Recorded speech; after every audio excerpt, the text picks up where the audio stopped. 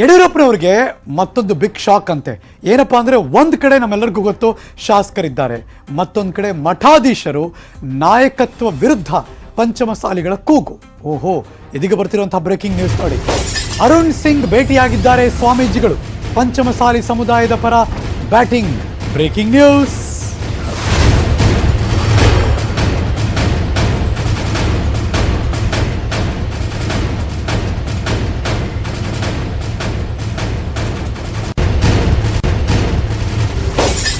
ನಿಮಗೆ ಸುಮ್ಮನೆ ರಿಕಾಲ್ ಮಾಡ್ತಿದ್ದೀನಿ. ಪಂಚಮಸಾಲಿಗಳ ಹೋರಾಟ 2A ಪ್ರವರ್ಗ, ಜಯ ಮೃತ್ಯುಂಜಯ ಸ್ವಾಮೀಜಿಯವರ ಲೀಡು, ಇದೆಲ್ಲ ಇಡೀ ರಾಜ್ಯ ಗಮನಿಸಿದೆ ಇತ್ತೀಚೆಗೆ. ಫೈನಲಿ ಇದೀಗ ಬರ್ತಿರುವಂತಹ ಬ್ರೇಕಿಂಗ್ ನ್ಯೂಸ್ ಏನಪ್ಪಾ ಅಂದರೆ, ಅರವಿಂದ್ ಬೆಲ್ಲದ್, ಬಸನಗೌಡ ಪಾಟೀಲ್ ಯತ್ನಾಳ್, ನಿರಾಣಿ, ಮುರುಗೇಶ್ ನಿರಾಣಿ, ಈ ಮೂವರ ಪರ ಅವ್ರು ಬ್ಯಾಟಿಂಗ್ ಮಾಡ್ತಿದ್ದಾರೆ. ಜಯ ಮೃತ್ಯುಂಜಯ ಸ್ವಾಮೀಜಿಗಳ ನೇತೃತ್ವದಲ್ಲಿ ಭೇಟಿ ಮಾಡಿದ್ದಾರೆ.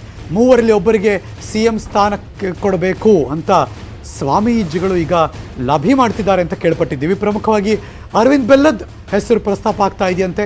CM ಸ್ಥಾನಕ್ಕೆ ಬೆಲ್ಲದ್ ಅವರನ್ನ ಪರಿಗಣಿಸಿ BSY ನಾಯಕತ್ವ ವಿರುದ್ಧ ಸ್ವಾಮೀಜಿಗಳು ಕೂಗಿ ಹೇಳಿದ್ದಾರಂತೆ. ನೀವು ನೋಡ್ತಿರುವಂತಹ ದೃಶ್ಯ, ಜಯ ಮೃತ್ಯುಂಜಯ ಸ್ವಾಮೀಜಿಗಳು ಅರುಣ್ ಸಿಂಗ್ ಅವರನ್ನ ಭೇಟಿ ಮಾಡಿ ಶಾಲು ಹೊದಿಸಿ ಅವರು ಆಶೀರ್ವಾದ ಮಾಡಿದ್ದಾರೆ. ಈ ಸಂದರ್ಭದಲ್ಲಿ ನಾಯಕತ್ವ ಬದಲಾವಣೆ ವಿಚಾರಕ್ಕೆ ಸಂಬಂಧಪಟ್ಟ ಹಾಗೆ ಈ ಮುಂಚೆನೇ ಅವರು ಘಂಟಾಘೋಷವಾಗೇ ಹೇಳಿದರು.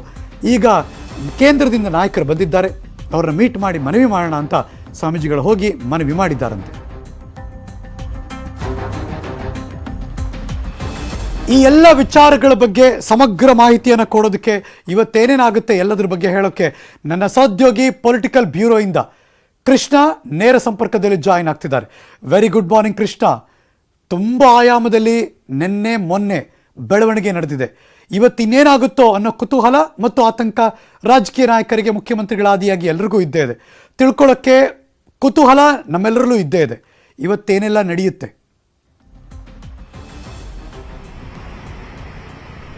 ಹೌದು ಹರೀಶ್, ಪ್ರಮುಖವಾಗಿ ಅರುಣ್ ಸಿಂಗ್ ಯಾವಾಗ ರಾಜ್ಯಕ್ಕೆ ಬಂದ್ರು ಅದಾದ ಮೇಲೆ ಒಂದಲ್ಲ ಒಂದು ಬೆಳವಣಿಗೆಗಳು ಆಗ್ತಾ ಇರುವಂತದ್ದು. ಈಗಾಗಲೇ ನಿನ್ನೆ ಮೊನ್ನೆ ನೋಡಿದ್ವಿ, ಸಚಿವರು ಶಾಸಕರು ಒಂದ್ ಕಡೆ ಸಭೆಯನ್ನ ಮಾಡಿದ್ರೆ, ಪ್ರತ್ಯೇಕವಾಗಿ ಚರ್ಚೆನ ಮಾಡಿದ್ರೆ, ಇವತ್ತು ಪ್ರಮುಖವಾಗಿ ಹೊಸದಾಗಿ ಕೇಳಿ ಬರ್ತಾ ಇರುವಂತದ್ದು ಪ್ರಮುಖವಾಗಿ ಹೊಸ ಹೆಸರುಗಳು, ಅಂದ್ರೆ CM ಸ್ಥಾನಕ್ಕೆ ಹೊಸ ಹೆಸರುಗಳು ಕೇಳಿ ಬರ್ತಾ ಇರುವಂತದ್ದು. ಈಗಾಗಲೇ ನಿನ್ನೆ H. ವಿಶ್ವನಾಥ್ ಅವರು ಹೇಳಿಕೆಯನ್ನ ಕೊಟ್ಟರು. ಅದಾದ ಬೆನ್ನಲ್ಲೇ ಒಂದಷ್ಟು ಜನ ಹೆಸರುಗಳು ಈಗ ಮುಂಚೂಣಿಯಲ್ಲಿ ಬರ್ತಾ ಇರುವಂತದ್ದು.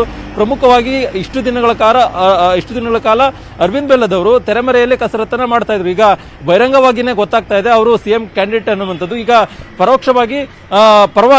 ಅವರ ಪರವಾಗಿ ಈಗ ಅವರ ಸಮುದಾಯದ ಸ್ವಾಮೀಜಿಗಳೇ ಲಾಭಿಯನ್ನ ಮಾಡ್ತಾ ಇರುವಂತದ್ದು. ಈಗಾಗಲೇ ಅರುಣ್ ಸಿಂಗ್ ಅವರು ರಾಜ್ಯ ಪ್ರವಾಸವನ್ನ ಮಾಡ್ತಾ ಇರುವಂತಹ ಸಂದರ್ಭದಲ್ಲಿ ಅಲ್ಲಿರ್ತಕ್ಕಂಥ ಸ್ವಾಮೀಜಿಗಳು, ಅವರ ಸಮುದಾಯದ ಸ್ವಾಮೀಜಿಗಳು ಒಂದಷ್ಟು ಜನ ಅರುಣ್ ಸಿಂಗ್ ಅವರನ್ನ ಭೇಟಿ ಮಾಡಿ ಅರವಿಂದ್ ಬೆಲ್ಲದ್ ಅವರನ್ನ ಮುಖ್ಯಮಂತ್ರಿಗಳ ಸ್ಥಾನಕ್ಕೆ ನೇಮಕವನ್ನ ಮಾಡಿ ಅನ್ನೋ ಒಂದು ಪಟ್ಟನ್ನ ಹಿಡಿದಿರುವಂತದ್ದು. ಎಲ್ಲ ಒಂದ್ ಕಡೆ ಪರೋಕ್ಷವಾಗಿ ಮುಖ್ಯಮಂತ್ರಿ BS ಯಡಿಯೂರಪ್ಪನವರ ಬದಲಾವಣೆಗೆ ಆ ಸ್ವಾಮೀಜಿಗಳು ಕೂಡ ಪಟ್ಟನ್ನ ಹಿಡಿದಿರುವಂತದ್ದು.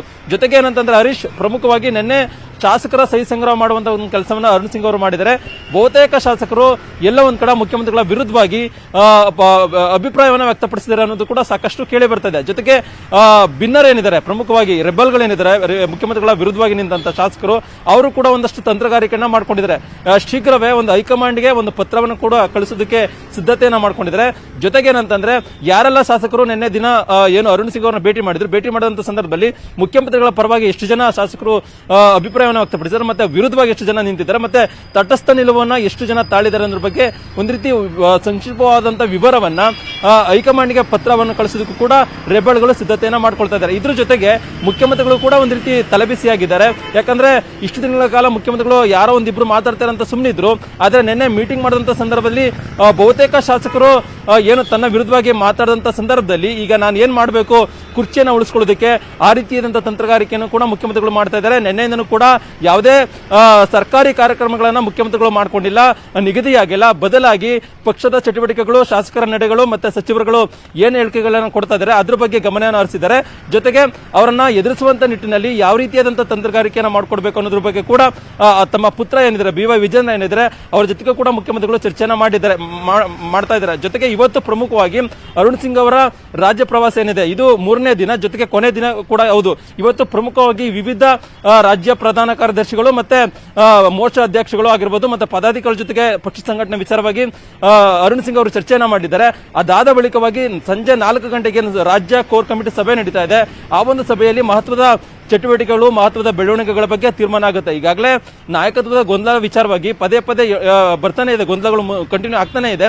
ಎಲ್ಲ ಒಂದ್ ಕಡೆ ಮುಖ್ಯಮಂತ್ರಿ ಬಿ ಎಸ್ ಯಡಿಯೂರಪ್ಪನವರು ಇದ್ರ ಬಗ್ಗೆ ಬಹಳಷ್ಟು ಬೇಸರಗೊಂಡಿದ್ದಾರೆ. ಮತ್ತೆ ರಾಜ್ಯಾಧ್ಯಕ್ಷ ನಳಿನ್ ಕುಮಾರ್ ಕಟೀಲ್ ಅವರು ಕೂಡ ಎಲ್ಲ ಒಂದ್ ಕಡೆ ಇದನ್ನ ಕಂಟ್ರೋಲ್ ಮಾಡುವಂತ ನಿಟ್ಟಿನಲ್ಲಿ ವಿಫಲರಾಗಿದ್ದಾರೆ. ಈಗ ಇವತ್ತಿನ ಸಭೆಯಲ್ಲಿ ಮುಖ್ಯಮಂತ್ರಿಗಳು ಯಾರೆಲ್ಲ ರೆಬಲ್ಗಳಿದ್ದಾರೆ ಅವರ ವಿರುದ್ಧವಾಗಿ ಶಿಸ್ತು ಕ್ರಮಕ್ಕೂ ಕೂಡ ಆಗ್ರಹ ಮಾಡುವಂತ ಸಾಧ್ಯತೆ ಕೂಡ ಇದೆ. ಜೊತೆಗೆ ಯಾವುದೇ ಕಾರಣಕ್ಕೂ ಕೂಡ ನನ್ನ ನಾಯಕತ್ವ ಬದಲಾವಣೆ ಮಾಡ್ತು ಅಂದ್ರೆ ಮುಂದಿನ ದಿನಗಳಲ್ಲಿ ಪಕ್ಷ ಬಹಳಷ್ಟು ದೊಡ್ಡ ಸಮಸ್ಯೆ ಎದುರಿಸಬೇಕಾಗುತ್ತೆ ಅನ್ನೋ ಸಂದೇಶವನ್ನು ಕೂಡ ಇವತ್ತಿನ ಕೋರ್ ಕಮಿಟಿ ಸಭೆಯಲ್ಲಿ ಮುಖ್ಯಮಂತ್ರಿಗಳು ಅರುಣ್ ಸಿಂಗ್ ರವಾನೆ ಮಾಡುವಂತ ಸಾಧ್ಯತೆ ಇದೆ. ಒಟ್ಟಾರೆಯಾಗಿ ಇವತ್ತಿನ ಬೆಳವಣಿಗೆ ಕೂಡ ಸಾಕಷ್ಟು ಕುತೂಹಲ ಮೂಡಿಸಿದೆ. Harish, thank you so much Krishna, ಈ ಕ್ಷಣದ ಮಾಹಿತಿಯನ್ನು ಅಪ್ಡೇಟ್ ಮಾಡಿದ್ದಕ್ಕೆ.